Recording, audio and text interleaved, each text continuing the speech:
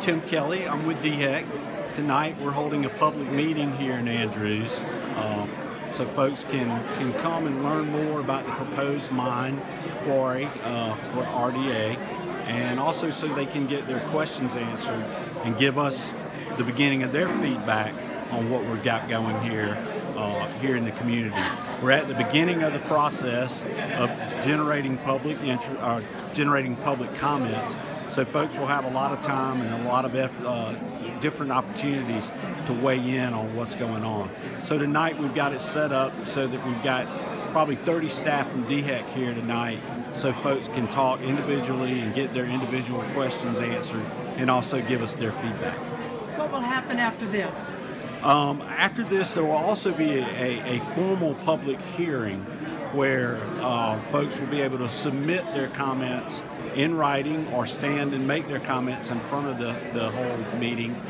They can also submit comments online by email or through the mail, and we have some information here about how they can do that. Those public comments are very important as we move forward in looking at the application, looking at any conditions that might be placed on the application. So it's very important that folks come and have their say. All right, thank you, sir. Thank you.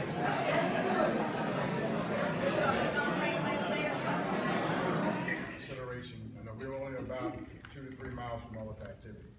So we have 4 schools right here along this County Line Road.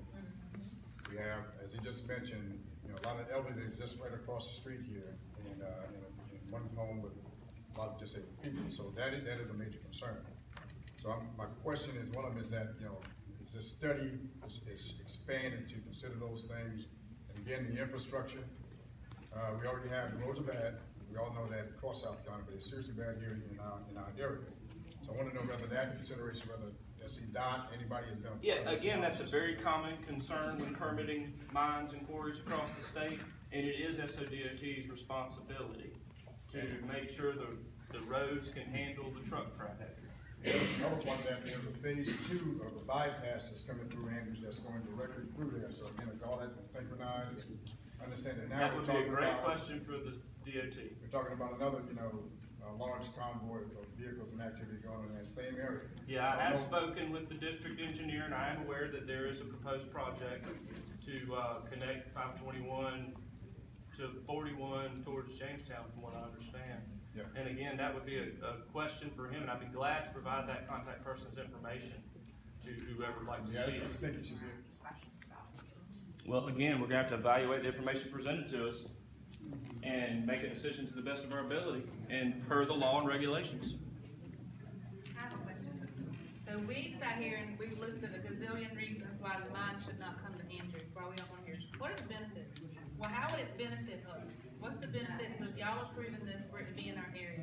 That is not something that our law and regulation allows us to consider. So there really are no benefits. I'm not going to provide an opinion on that. What would be the benefit of the environment? What would be the benefit of our water quality? What would be the benefits? Are there any positives to this mine?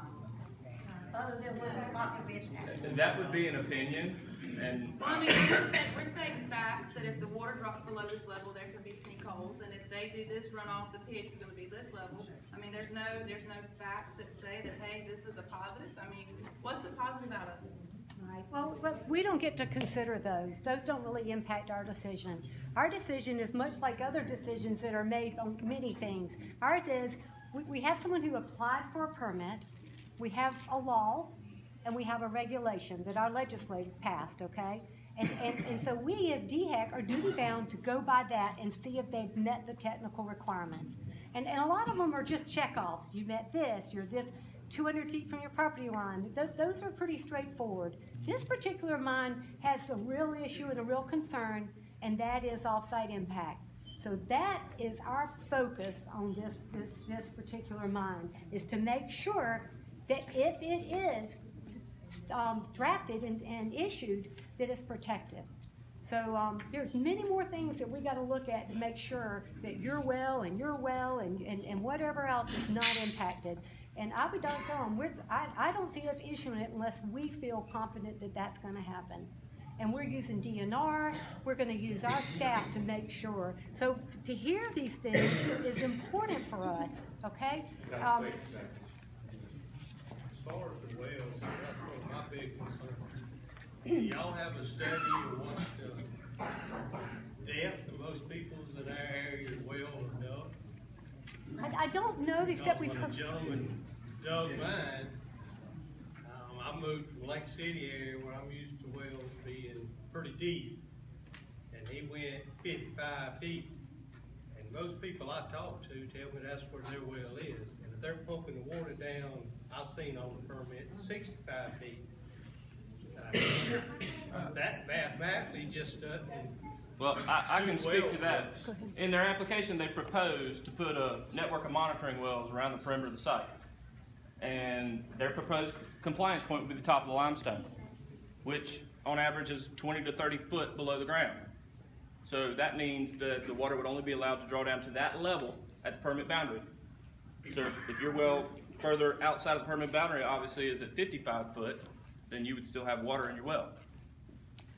Y'all can guarantee that? Well, we are going to set up a monitoring and contingency plan as a condition of the permit, if it were issued, that we can have control to ensure that there's no off-site impacts. If, in other words, if that water level drops below the elevation that we set, which is top of the limestone at the property boundary, then they have to cut off the wells. They have to quit dewatering. And that's part of their contingency plan. But that's as proposed right now. We weren't finished yet. Okay. I work in the instrumentation field, so I deal with a lot of this science and measurements of inches, you know, all the water stuff. And if 30 feet's where you hit in the limestone and you want to dig down, I mean, you're going to have to pump it on down below that in order to get it. I mean, you're just souping and it's flowing back over. So there's no way, in my mind, that's what they would do. But again, I'll reiterate what I said earlier. As part of their proposed plan, they're going to limit the excavation to at a rate of 7 acres per year. So that proposed initial 45 acres, it would take about 6.5 years to mine through that. So Generations living on this farm now. So Ms. Hannah and others, I think if I was in your shoes, I would be writing to DHEC to tell us, to implore us. Sent him a letter this past week. Okay, yes, great. yes, ma'am.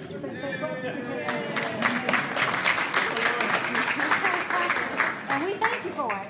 So, I mean, and what you're saying, what we need to hear that, because y'all, I know y'all are concerned, really, you don't want it to come, but if it does come, don't impact your property. Don't do anything to impact my We water. just don't want to come Because period. I understand. We don't want to come period, I but got you. I'd sure rather see a wet mine than a dry. And that's what I was saying. No time. They know we don't want one. I know. Y'all, We got that. We understand. I will be 84 in January. I figure I don't have a whole lot of years left, so I want to live there like I'm living now. I don't want it disturbed.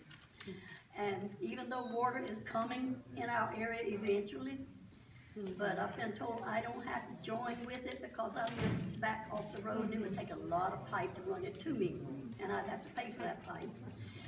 So I can keep my well if the mine don't mess it up.